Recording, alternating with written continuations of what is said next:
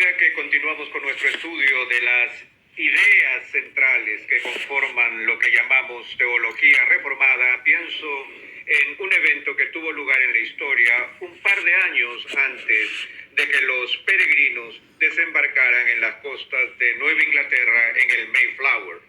Una polémica que se extendió por toda Europa y luego en todo el mundo, que tuvo sus raíces en los Países Bajos.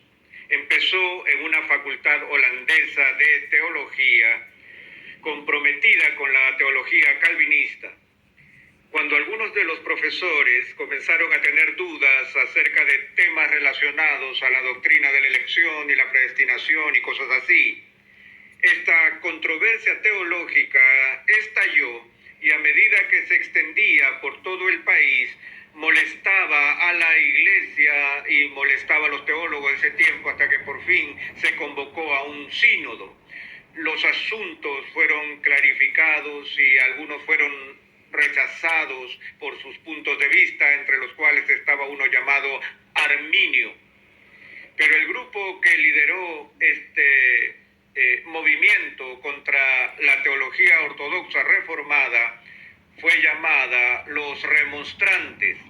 Se les llamó remonstrantes porque estaban en desacuerdo o estaban protestando contra ciertas doctrinas dentro de su propia herencia teológica. Y fueron básicamente 5 doctrinas las que formaron el núcleo de la controversia. Y lo que ocurrió como resultado de este debate fue que estos 5 temas teológicos centrales llegaron a ser conocidos en las generaciones posteriores como los famosos 5 puntos del calvinismo. Y hoy se conocen a través del muy popular acróstico en inglés TULIP, T-U-L-I-P, lo cual es una forma inteligente de resumir los 5 artículos que estaban en disputa. Y mencioné ese evento histórico por esta razón. Como hemos dicho desde el principio, sería un grave error entender la esencia de la teología reformada simplemente a la luz de estas 5 doctrinas, porque la fe reformada implica muchos otros elementos de la confesión teológica y eclesiástica. Pero estos son los 5 puntos controversiales de la teología reformada y son estos los que se consideran popularmente como distintivos de esta confesión en particular. Así que vamos a tomar un tiempo para explicar los 5 puntos del calvinismo a través de las iniciales de este acróstico. Aquí nos encontramos con estas siglas que usa la primera letra de 5 doctrinas diferentes. La primera es depravación total, en inglés es total depravity, de ahí la T.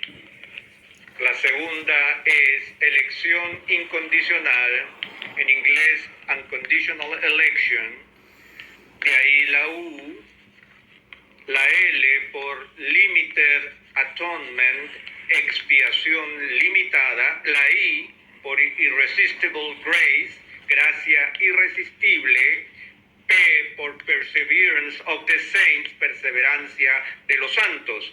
Y cuando he dado charlas sobre estas doctrinas en el pasado, yo he mencionado una o más objeciones a estos subtítulos como la definición de las doctrinas, porque muchos de ellos, si no todos, eran de alguna manera confusos, pero encajan tan bien en este acróstico que la gente insiste en el uso de estas abreviaturas para definir los 5 puntos.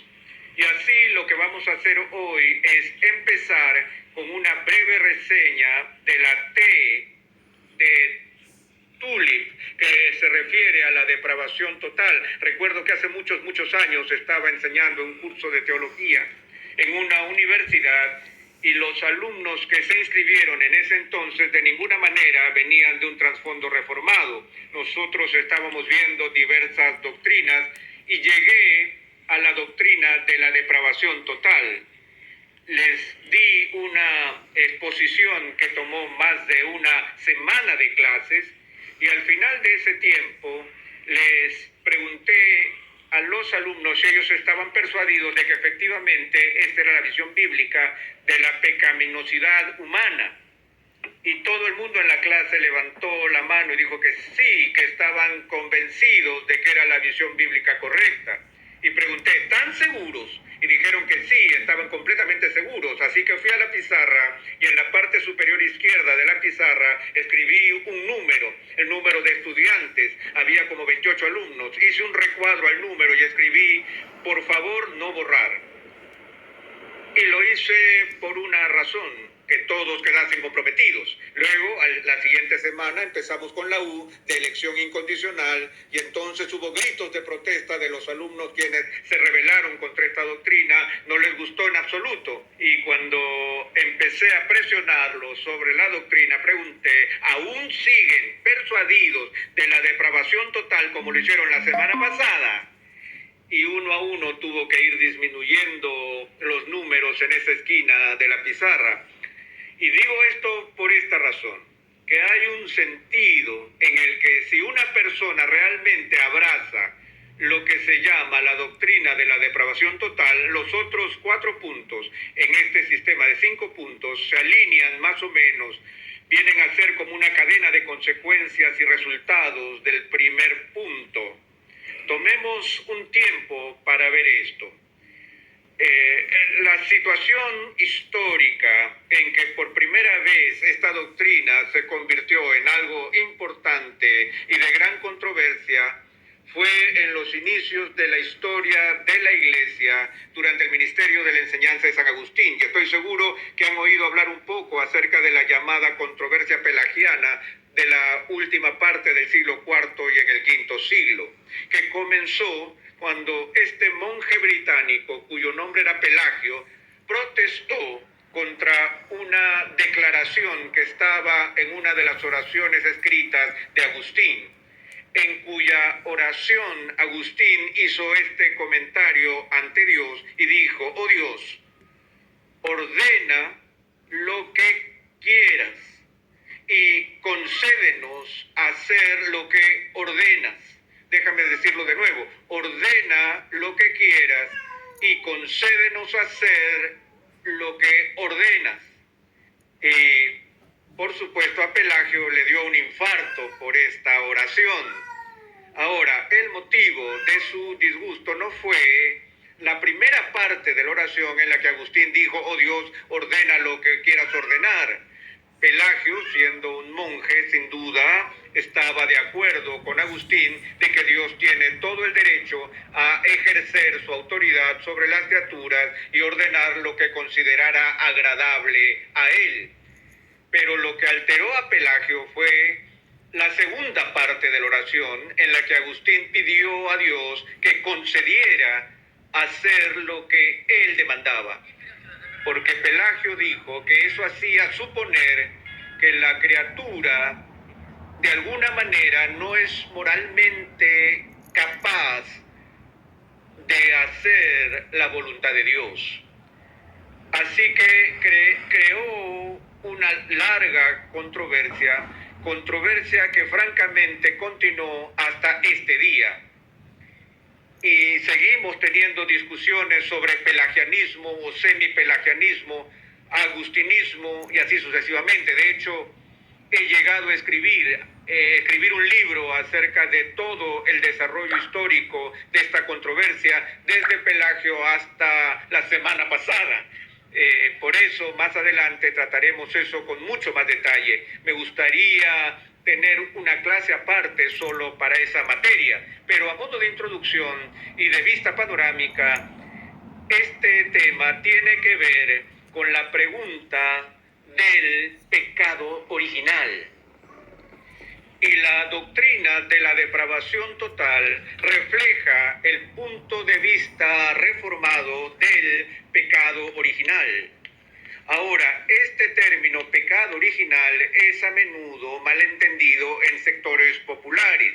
Algunos simplemente asumen que el término pecado original debe referirse al primer pecado, el original, el que todos hemos copiado en 1000 maneras distintas en nuestras propias vidas, que es el primer pecado de Adán y Eva.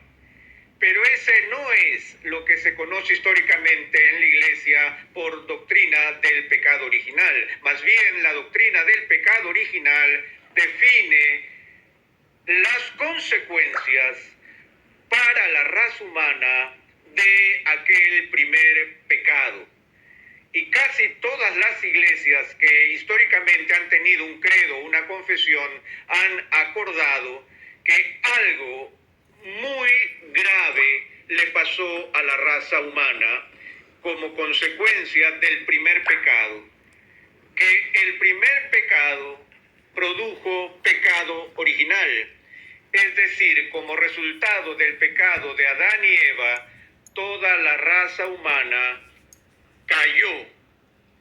Y por eso nuestra naturaleza como seres humanos desde la caída es una naturaleza que ha sido influenciada por el poder del mal. Como David declaró en el Antiguo Testamento: oh Dios, he aquí en maldad he sido formado y en pecado me concibió mi madre. Él no estaba diciendo que era pecaminoso que su madre y su padre tuvieran hijos, ni estaba diciendo que había hecho algo malo por haber nacido, sino que estaba reconociendo la condición caída del ser humano. Esa condición caída que fue parte de la experiencia de sus padres, esa condición caída que trajo él mismo a este mundo. Así que el pecado original tiene que ver con la naturaleza caída de la humanidad. La idea es que no somos pecadores porque pecamos, sino que pecamos porque somos pecadores. Somos por naturaleza pecadores. Todos hemos escuchado el axioma: no hay nadie perfecto. Podríamos mejorar un poco eso al decir no solo que nadie es perfecto, sino que nadie siquiera está cerca de la perfección. Y así la doctrina de la depravación total describe y define un punto particular del pecado original que tiene sus raíces en las enseñanzas de San Agustín. Y recuerden que Agustín fue el santo patrono del monasterio donde Martín Lutero fue formado en la fe y donde enseñó en Wittenberg. Él fue un monje agustino, y Agustín también fue el mentor más venerado de Juan Calvino, de modo que el pensamiento de Agustín tuvo una enorme influencia en la formación de la doctrina de la Reforma Protestante. Ahora, lo que la depravación total no significa en la tradición reformada es lo que llamamos depravación absoluta. Depravación absoluta. A menudo usamos el término total como sinónimo de absoluto o completo.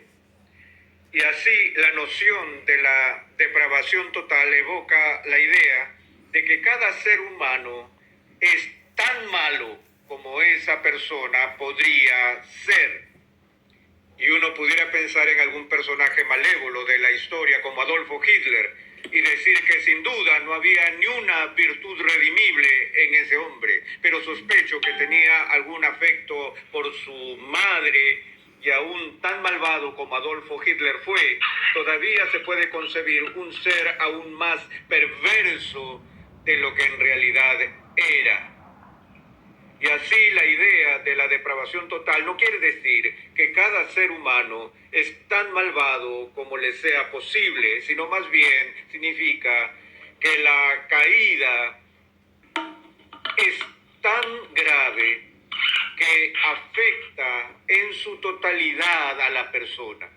Nuestra naturaleza caída, que captura y oprime nuestra naturaleza humana, afecta a nuestro cuerpo. Por eso nos enfermamos y morimos. Afecta a nuestra mente y nuestro pensamiento. Todavía tenemos la capacidad de pensar, pero la Biblia habla acerca de la forma en que la mente se ha oscurecido y debilitado. La voluntad del hombre ya no está en su estado original del poder moral. La voluntad, según el Nuevo Testamento, está ahora en esclavitud. Estamos esclavizados a los malos impulsos y deseos de nuestros corazones. Y así la mente, la voluntad, el espíritu, la persona completa ha sido infectada por el poder del pecado. Una vez más, si eso es lo más lejos que llegamos con la definición de depravación total, la mayoría de las comuniones cristianas dirían sí y amén a esto. Es decir, la mayoría estaría de acuerdo en que estamos caídos y que la caída es una cosa seria y que la naturaleza humana que traemos a este mundo ha sido tan influenciada por el pecado que toca cada parte de nuestra naturaleza. De nuevo, la mayoría de los credos católicos o universales de la cristiandad afirmarían todo esto. Entonces el debate se torna en un asunto de grado. ¿Hasta dónde hemos caído? ¿Cuál es el grado de esta corrupción humana? Ahora, me gusta sustituir el término depravación total con mi designación favorita, que es la corrupción radical. Es un concepto que mis amigos encuentran muy fácil de recordar como su acróstico personal. Corrupción radical son mis iniciales al revés, pero en español, CR. Ellos se complacen por la facilidad con la que esto ayuda a su memoria, ya que tienen un modelo vivo delante de ellos de la corrupción radical. Recuerdo un profesor de gimnasia que yo tenía en 7º grado, cuando pasó lista el primer día y me llamó por mi nombre, Arcí, como me llamaban en la escuela primaria, y dijo, oh, Rudo Cabezón.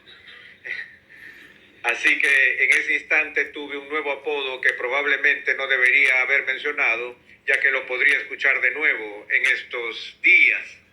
Pero la razón por la que usamos este término, a pesar de que no encaja con nuestra palabra tulip, sino que sería rulip, y nadie va a recordar eso, pero la razón por la que prefiero esto es por el término radical. De nuevo, hay otra de esas palabras que solemos utilizar de varias maneras en nuestra cultura, en particular en el ámbito político, en el que decimos a alguien que está en la izquierda radical o en la derecha radical o así sucesivamente, pero la palabra radical, irónicamente, tiene sus raíces en la palabra latina para raíz, que es la palabra rodex, y se puede traducir raíz o núcleo.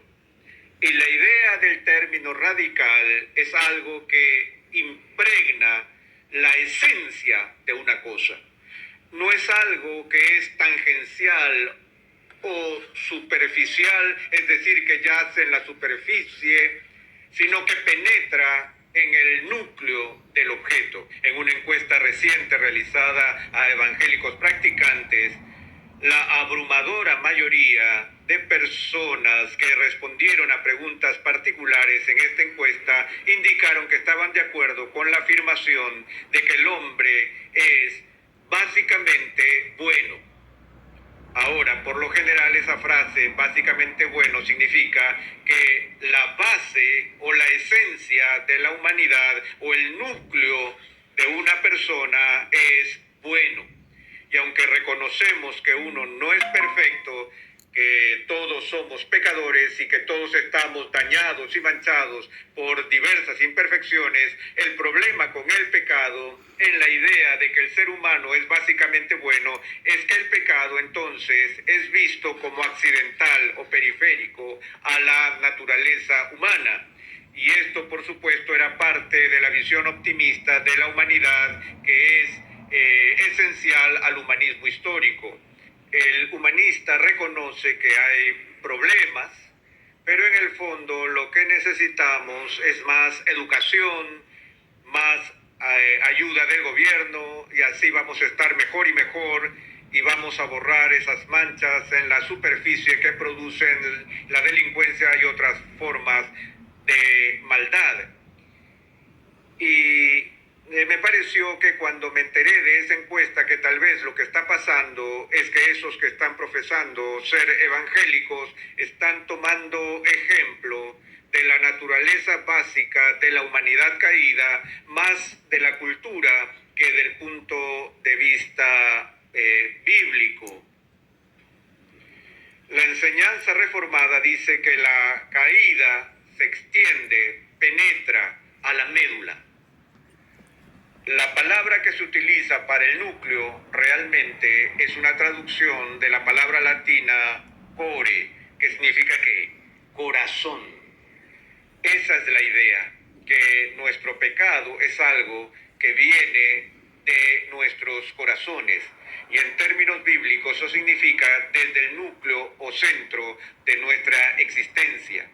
Así es que lo que se requiere para que seamos hechos conforme a la imagen de Cristo no es simplemente algunos pequeños ajustes o cambios de comportamiento, sino nada menos que la renovación desde el interior, nada menos que la regeneración, ser hechos de nuevo, siendo vivificados por el poder del Espíritu. Y así vemos que la única manera en que una persona puede escapar a esa situación radical es cuando el Espíritu Santo cambia el núcleo, cambia el corazón. Y aún ese cambio no vence al instante el pecado. La completa eliminación del pecado aguarda nuestra glorificación en el cielo. Veremos algunos aspectos más de esta doctrina en nuestra próxima sesión. Cuando llegamos al tema de la doctrina de la depravación total, o la D en Tulip, sin lugar a duda somos lanzados a la arena del debate sobre el libre albedrío. En realidad, la histórica controversia sobre el grado en que el pecado original nos corrompe realmente se centra en el tema del libre albedrío. No puede haber una conversación de 5 minutos sobre las doctrinas de la gracia o la doctrina de la elección sin que alguien pregunte ¿qué pasa con el libre albedrío? Y muy a menudo el debate sobre el libre albedrío se centra en dos marcos distintos. Por un lado, el tema de la libertad humana es el conflicto de la lucha frontal entre la relación de la soberanía de Dios y nuestra responsabilidad y nuestro poder para actuar como criaturas libres. Pero el otro lugar donde la discusión del libre albedrío queda enmarcada es en el tema de la relación entre la caída, el pecado original y el poder de la libertad humana. Permítanme unos minutos para leer un resumen confesional de esta disputa tal como aparece en la Confesión de Fe de Westminster, que es la Declaración Británica de Teología Reformada del siglo XVII, en la que leemos lo siguiente, cita: el hombre por su caída en un estado de pecado, caído absolutamente, esto es totalmente, ha perdido absolutamente toda capacidad para querer algún bien espiritual que acompañe la salvación. Así que como un hombre natural, siendo enteramente opuesto a ese bien y muerto en pecado, no es capaz por su propia fuerza de convertirse a sí mismo o prepararse por sí mismo para ello. Ahora, lo que está diciendo esta confesión es apuntar al carácter radical de esta doctrina, que afirma que la libertad del hombre en un área determinada se ha perdido por completo o totalmente por la caída. No es que el hombre ha perdido por completo su poder de elegir o de tomar decisiones, pero su poder moral para hacer ciertas cosas se ha perdido por completo. Y esa cierta cosa que se resalta aquí es que el hombre ha perdido la capacidad de convertirse a sí mismo o de desear por sí mismo algún bien espiritual. Ahora aquí está el punto crucial en el tema de la doctrina de la depravación total. Se traduce en la doctrina de lo que se llama incapacidad moral. Quiero tomar unos minutos para explicar este concepto y de nuevo podemos regresar al punto de vista de Agustín de la corrupción heredada. Pelagio no estuvo de acuerdo con esto y dijo que la caída de Adán afectó solo a Adán, que no hay consecuencias para las generaciones futuras y la semilla del pecado de Adán es solo por imitación y no a causa de alguna transferencia o transmisión de la condición humana caída.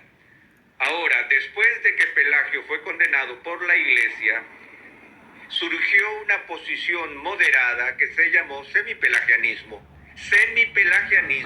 que enseñaba que sí hubo una caída, que el hombre, toda la raza humana, la humanidad había sido afectada por el pecado de Adán y que todos nacemos con una naturaleza corrupta, pero esa naturaleza corrupta deja lo que voy a llamar una especie de isla de justicia por la cual aún queda un vestigio restante de la justicia original, que a pesar de que esta persona necesita ayuda de la gracia divina para ser salvo y poder ser hecho santo, pero aún sigue habiendo un poder dentro de la voluntad de la criatura que puede cooperar con la gracia de Dios o rechazar la gracia de Dios. Así que en el análisis final, la razón por la cual algunas personas vienen a Cristo y otras no, por la que algunos serán redimidos y otros se perderán, está basada en última instancia en la decisión humana y en ese poder que permanece en la voluntad después de la caída. Ahora, Pelagio dijo que una persona puede vivir una vida perfecta sin la gracia. Y dijo que la gracia facilita la redención, pero no es necesaria. Las personas pueden ser perfectas y de hecho Pelagio argumentó que algunos ya habían alcanzado la perfección sin la ayuda de Dios. Los semipelagianos difieren de Pelagio en este punto diciendo no, la gracia es absolutamente necesaria. Es una condición previa para que alguien sea redimido. Usted no puede salvarse sin la gracia. Sin embargo, la gracia no está sola. Es la gracia y algo más. La gracia más los esfuerzos de la voluntad humana en la fuerza que permanece intacta después de la caída. Agustín fue uno de los principales artífices de la idea que se recuperó en el siglo XVI en la Reforma, en una de las solas de ese momento, la famosa idea de sola gratia, solo por gracia. Agustín decía que la caída es tan profunda y que el poder del pecado es tan fuerte en el corazón humano que solo Dios, por su gracia y solo por su gracia, puede cambiar la disposición del alma humana para llevar a esa persona a la fe. Así que el tema aquí es si el hombre caído tiene la capacidad intacta, el poder moral intacto para inclinarse a sí mismo o abrazar en su propia fuerza las ofertas de ayuda y asistencia que nos llegan de Dios. O es necesario que Dios haga el trabajo inicial de la recreación en el alma antes que la persona caída tenga el poder moral de decir sí al Evangelio. Así que de lo que estamos hablando acá es lo que se llama la iniciativa divina. Agustín diría esto, que antes de que una persona venga a Cristo, Dios obra de manera unilateral, monergista, independiente y soberana, cambiando el alma del pecador, rescatando al pecador de la prisión de la esclavitud moral, por la cual, por naturaleza, él está muerto en sus delitos y pecados, y en ese estado de muerte espiritual es moralmente incapaz de levantarse a sí mismo.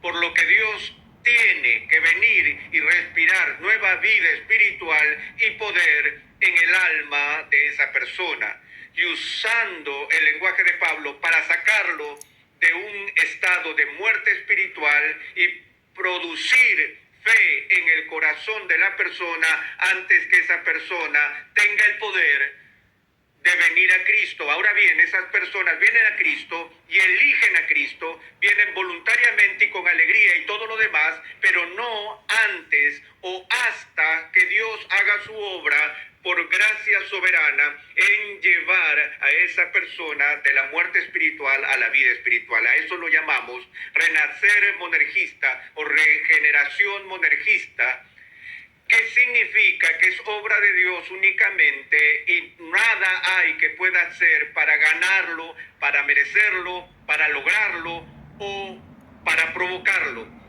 Tengo que dejar este caso en última instancia en la gracia de Dios y en la gracia de Dios solamente. Ahora, uno de los textos bíblicos importantes que habla de estos se encuentra en el Evangelio de Juan, en el que Jesús hace una asombrosa declaración. Él dice en el verso 63, el Espíritu es el que da la vida, la carne nada aprovecha. Las palabras que yo os he hablado son espíritu y son vida, pero hay algunos de vosotros que no creen, porque Jesús sabía desde el principio quiénes eran los que no creían y quién le había de entregar. Y dijo, por eso os he dicho que ninguno puede venir a mí si no le fuere dado por el Padre. Ahora recordamos la conversación anterior de Jesús con Nicodemo, el que vino de noche. Jesús habló de la necesidad que tiene una persona de nacer de nuevo. Antes que pudiera siquiera ver el reino de Dios, sin mencionar entrar en el reino de Dios, y en esa discusión con Nicodemo, Jesús le dijo, lo que es nacido de la carne, carne es. Y lo que es nacido del Espíritu, Espíritu es. Y así como Jesús hace este fuerte contraste entre la carne y el Espíritu, asimismo el apóstol Pablo hace lo mismo cuando habla de la metáfora de la batalla que se lleva a cabo entre la carne y el Espíritu en la persona que ha sido convertida. Incluso cuando uno ha nacido del Espíritu, la carne no está completamente aniquilada y esta lucha está en curso, pero hasta que el Espíritu Santo cambie tu vida, todo lo que eres es carne. Esto es lo que Jesús le dice a Nicodemo.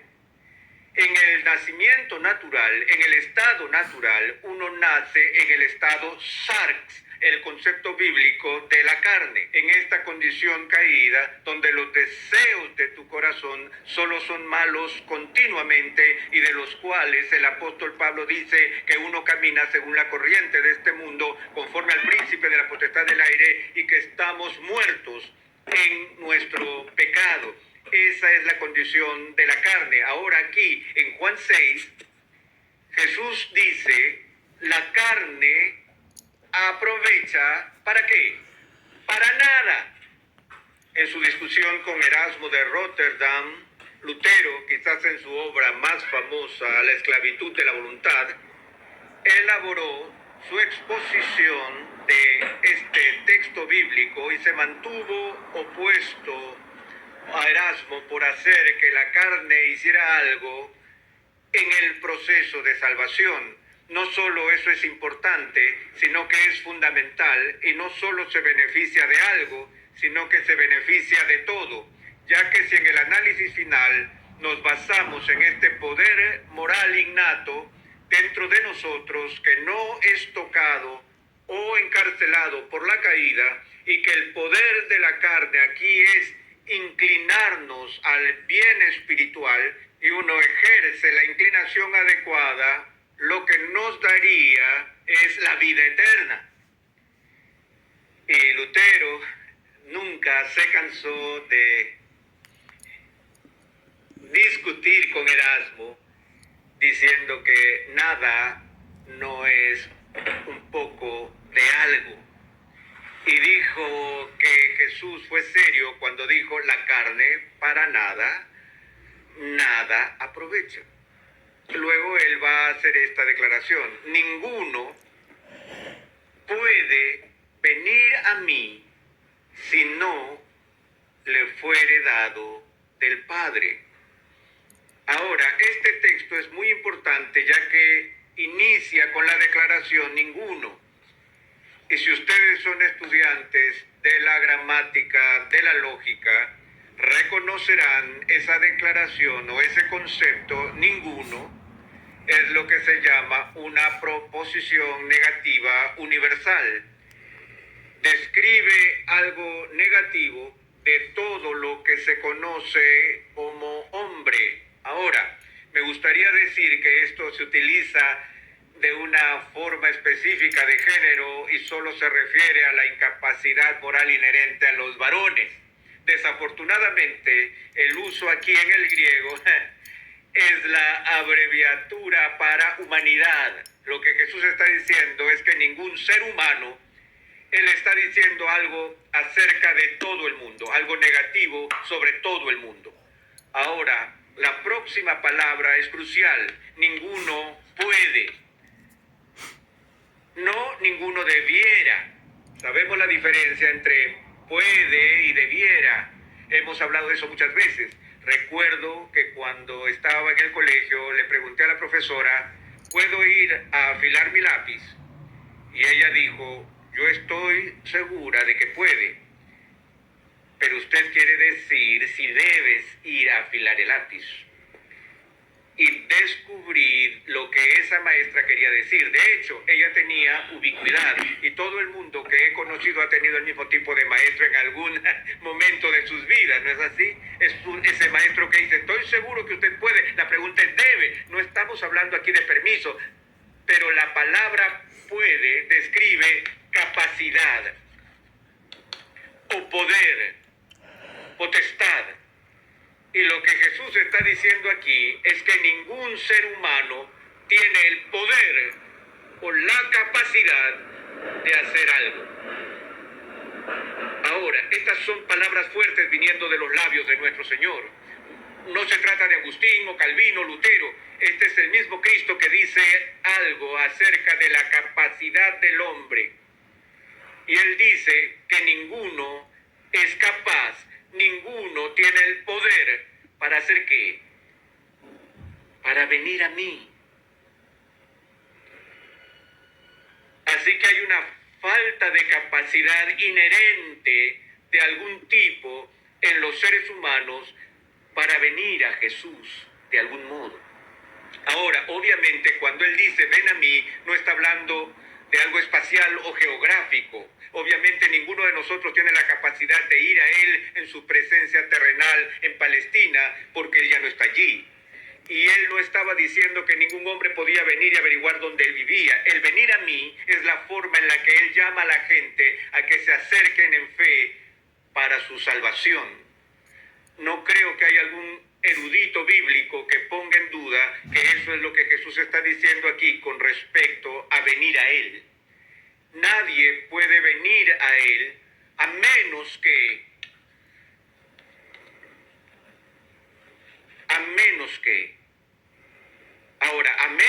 indica una condición necesaria a cumplirse antes que una consecuencia deseada pueda ocurrir. Así que a menos que apunta a un sine qua non, algo absolutamente esencial que tiene que ocurrir antes que una persona pueda venir a Jesús. ¿Y qué es esto? Ahora aquí él simplemente dice, ninguno puede venir a mí si no le fuere dado por el Padre. Más atrás en el texto dice, ninguno puede venir a mí si el Padre que me envió no le trae o lo atrae, aunque la palabra que se usa allí es la palabra que la mayoría de los diccionarios traducen como la palabra obligar. No es simplemente un incentivo externo como tratar de atraer a la gente a ir a él. La idea aquí es que Dios tiene que hacer algo en este punto. Dios tiene que habilitar a la persona para venir. Esa es la clave. Que nosotros, de acuerdo a la doctrina de la depravación total, hemos perdido nuestra capacidad humana, natural, para venir a Jesús. Todavía hacemos elecciones, pero tomamos nuestras decisiones según nuestros deseos. Esa es la esencia de la libertad, el poder elegir según nuestros propios deseos o inclinación. Pero es un arma de doble filo.